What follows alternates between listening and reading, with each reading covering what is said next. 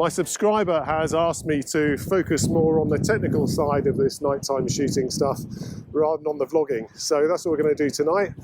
And we're going to attempt to shoot the Skye Bridge. I've photographed this bridge a lot of times, never really been very happy with the compositions that I've got.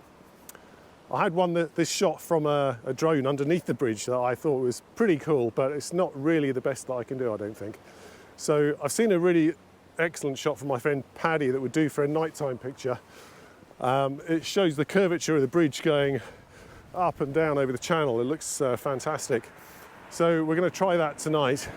We'll wait for the sun to go down, and it's going to involve us heading up that hill over there. So after a short climb, we've ended up here. We're trying to get the composition right, so we're looking down on the bridge and we can see the curvature up and down of it. And the key for this shot is going to be to get some light trails of cars going over the bridge as well. We're hoping for a bit of moon for some ambient lighting, but firstly, composition, are we in the right place? Looks pretty good so far. The next thing is the light, and we've got cloud which should be breaking up and the moon coming through shortly. So we're going to wait for that, and once we get a bit more ambient light on the scene, we can start working out what shutter speed we need. The reason the shutter speed is important here is because we want to get a light trail of car lights going either this way or that way, or preferably both, over the bridge. So what we're going to do is time how long it takes for a car to go across the visible bit of the bridge, and that's going to give us our shutter speed. So some going over now, so just simply going to do it like this. Let's get that shutter speed. That's going to be about 16 seconds or so. So it could be longer than 16, but not shorter. So that should be pretty easy. And then we need to work out the aperture. For the aperture then, we want the whole of the scene in focus. I'm using a relatively long lens. We're at about 135mm here. So we're going for about f8 on this one, just to make sure the lens is sharp, everything's in focus. And talking about focus, we're on manual focus here as well because there's not enough light for the lens to autofocus. The next thing to sort out is the ISO, and the ISO is the last thing to adjust that's going to get us an exposure that we want, with a bit of ambient lighting, the light trails not being too bright on the bridge. So let's get that sorted out. Right, things aren't looking too bad, but I'm going to make the exposure longer. The reason for that is it's better to have more than one car going over. So we're getting up to 60 seconds, which is going to obviously let a lot more light into the sensor. So we're going to stop the aperture down a bit and try that again, see if we can get a shot with multiple cars going through. So we've got tail lights and headlights, and they're going to illuminate the bridge and the curvature on it. So it's already looking pretty good. We're going to drop the ISO down a bit as well. So I'm actually at ISO 200 here. So let's give these new settings a go. Often this is just, right, it's just trial and error and experimentation to try and get everything right. So don't expect to get it right first time. I never do. Other things to consider actually while I'm talking about this. We're on heather here. There's a whole bunch of heather underneath me. So I've got spiked feet on the tripod, and I've rammed it really hard into the heather to hold everything steady. And we have got a wind coming from just behind me as well, so trying to just shield the camera with my body a little bit so we don't get the slightest movement, because at 70-second exposure, slightest movement's going to spoil the shot. So everything's spiked in, it's pretty solid, but still we just don't want to touch it. So we're going to do a few more, keep going, keep adjusting the exposure a bit. It's lovely and blue, you know, they call it blue hour. It's beautifully blue at the moment. And the oil rig repair shop at Keyshawn in the far distance looks like some kind of crazy rocket launch site. One thing I really do love about this photography lark is the puzzle solving aspect of it. So I'm in a situation now where the light trails are too bright on the bridge. So what do I do with that? I've got the ambient light about right, but the light trails are too bright. So do I slow down the shutter? Well, there's no point, because the shutter is open long enough, well, more than long enough for the cars to go over the bridge. They take a fixed amount of time to go over the bridge. So reducing the shutter speed won't make any difference where I'm at, unless I'm really taking it down, and then I'll be cutting out the ambient light too much.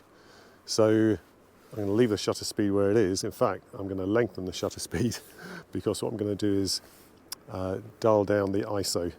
So that will reduce the sensitivity of the sensor, and it will reduce the brightness of the light trails. And then I'm going to lengthen the shutter speed for the ambient light in the scene to stay about the same. So it's just about playing about with that exposure triangle. What do you change? What do you adjust? So quite a tricky one. 4 or 5 cars each way seems to be the sweet spot for getting the light trails. So we're looking like this. I'll pop it up on the screen, and you can see how it's going. But yeah, really blue. There's a lot of clouds, so I don't think we're going to see much moon. So we'll do a few more just to see if we can get anything better, and then I'll show you how I'm going to post-process them and see if that makes them any better. Okay, it's a couple of days later, and I'm in my shed in the garden, and we're looking at the images that we got from that night by the bridge. We got 15 in total. You can see a few of them have been rejected already, but let's look through them one by one. Usually I try and do my post-processing as quickly as possible. It might be my legacy as a sport photographer when time is of the essence. So let's go through, see what we've got here. First one, this is just trying things out. We've got 20 seconds, f8, ISO 1000. This is the bit where I was timing how long it took a car to get across the bridge there, and obviously massively exposed, so that's straight in the bin. Here again, the light's dimming down a little bit, still at 20 seconds. We drop the ISO down to take the exposure down a bit. There's only one car there, so this is where I was thinking, oh, I need more than one car, and you can see it wobbles around a bit, so we don't like that. In the bin. This one here, we're now up to 30 seconds, and we've got some red lights and so car going away and another car coming towards, and it's around this point I'm looking at the rocket silo oil rig in the distance there. Again, overexposed. We're going to leave that one. Starting to get a little bit more interesting here. We're now at 64 seconds. So I'm thinking, okay, we've got to have a longer exposure. So 64 seconds, F11 ISO 200. So starting to get more interesting, that blueness coming in. This one now is underexposed. There's only one car there. What I'm doing here, by the way, is while I was up there, I was looking over on the Kyle side to see how many cars were coming along, and also looking just down below because you can see the cars driving past to the roundabout before they go on the bridge. So trying to get the timing right. But yeah, figured out we need a lot longer exposure, so I'm in bulb mode here at 69 seconds. That one's actually not looking too bad. Starting to get a bit more interesting. The light is a bit bright. So F10, 96 seconds now. And I figured out as I was increasing the exposure length that you get this glow in the background. So this is really quite a nice shot. You've got a lot of delineated light trails there, but you got this car going up Bialak na Bar here, and I didn't like that. So that one went in the bin. This one here is starting to look very nice indeed. 122 seconds at f8 ISO 500. There's this beautiful orangey glow here, lots of light trails as well, looking very nice. So that one goes in as a pick. And we move on. This was an error. Didn't hit the cable release right. Onto this one now. So now it's getting really too bright, these light trails. There's too many cars. I think there's like a clump of about 8 of them coming along. So not bad, but a little bit on the bright side. But you know, that's a possible. Darker again. And you can see I've changed composition here. So I've zoomed out a little bit, because I often think I'm just sticking on one composition and getting back home and finding, oh, I wish I'd done this, so I wish I'd moved the camera there.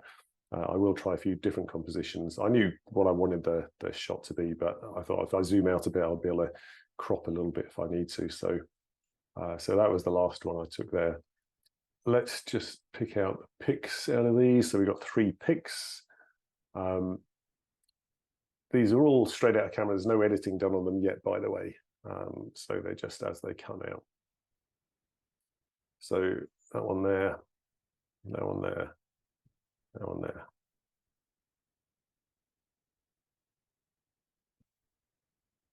See the differences. So let's just work on these 2. Why would I pick this one over this one?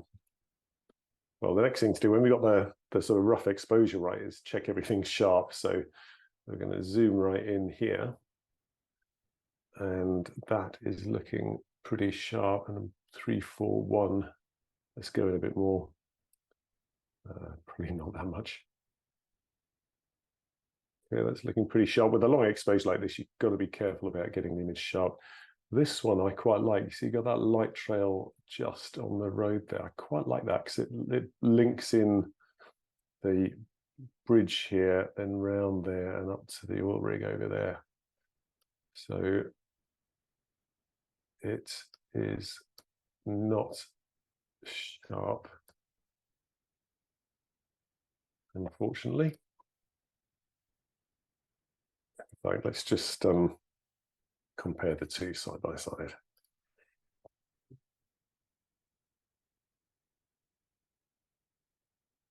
And ostensibly, they look really similar. So that's 343, that's 341. So we should be able to zoom in. So yeah, there's a bit of camera movement on 343 on the left here. And it's internet sharp, isn't it? So it's probably all right. But I think that means what we'll do is we'll take 341. We're going to leave this for now because it is too dark. We'd have to recover that quite a lot. So let's do a bit of processing on this one quickly. So how are we going to process this? Well, we're going to process it fast because we don't like doing this very much. First thing we're going to do is crop it because it looks like it's leaning down to the left. So I'm focusing here on the lighthouse and the oil rig towers there. So that looks about right. What else have we got? I don't like this light colored bit just here. Oh, that's good. The pointer goes bigger. So we're going to just remove that. Also, we've got the signpost just here as well. So we're just going to take that out of the equation like so. What else is this? I'm just looking for things that catch my eye. That red splodge catches my eye. So let's get rid of that. With a quick clone stamp like so. Okay, how's this looking now? So these light trails, as you can see, they're still a bit bright. So we're going to just pull them down a bit with the highlights. And that brings everything down, but it gives a bit more definition. I really like, by the way the lights illuminate the barrier along the bridge here. Just really gives you that curve that I was looking for. So that's looking okay. Do we worry about this car here? And the answer is no, we don't at the moment. Okay, that's looking pretty good. What we're going to do next is we're going to denoise it. So it's only ISO 500, so it's not too bad from a noise perspective. However, if you're using Lightroom, latest version of it, there's this noise reduction, AI noise reduction thing. And oh my word, it's absolutely awesome. So press and hold, see before and after. So it seems to sharpen as well. So we can press that.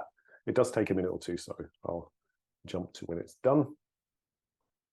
Okay, magic, that's done its job. And you get another version of the file here, enhanced NR. It's enhanced NR2 because I've done it before already, but that is crispy sharp now. We could give it a little bit of sharpening as well. So let's just pick out a bit here. And nobody's ever going to see this unless it's printed out huge. So we're going to sharpen it to about there, but we're going to mask it. So I'm going to hold down the Option button, Alt on a PC, and you can see the effect of the sharpening. We're only going to apply it to the edges, like so. So that's where we're at now. What have we done? We've taken the exposure down slightly. I think a bit too much. We're going to go back up again. We're going to take the highlights down a little bit. I'm not happy about this lighter patch up here. So we're going to just crop that down a bit. We're going to lose a little bit on the left-hand side. I'm going to take that to there. Okay. That's looking better. And as you see, I'm not doing anything here to saturation. I mean, if I did, it'd look a bit crazy. So we're not going to bother with that. That's looking quite nice. Minimal adjustments. I think we might go for a slight vignette. I'm a bit partial to the vignette just to bring the subject matter on into attention. So that's pretty much it. And that's my post-processing for this image. I do like it. The complementary yellowy, orangey color with the blue. Very nice. Let's just have a quick look, actually, while we're here, at this very dark one. See what we can get away with here. Just out of interest, we're going to pull up the shadows. The Sony A7 Mark III I'm using has got a pretty good center. It's not good as good as that Leica Q3 that I've got. All right, that's not doing what I want. Let's bring the whole exposure up. And then we're going to take the highlights down. See, we've got a little star up there. So look at that. You're getting some quite nice orangey glow there. Because it's zoomed out a little bit, we're going to crop in. I mean, we want to lose this brightness at the edge of the image here. So let's go for a similar crop to the one we had on the other shot. Cut out that sign. Down to about there. We've still got this little chap here. So we'll get rid of him. Let's just move that. It's not quite lined up, is it?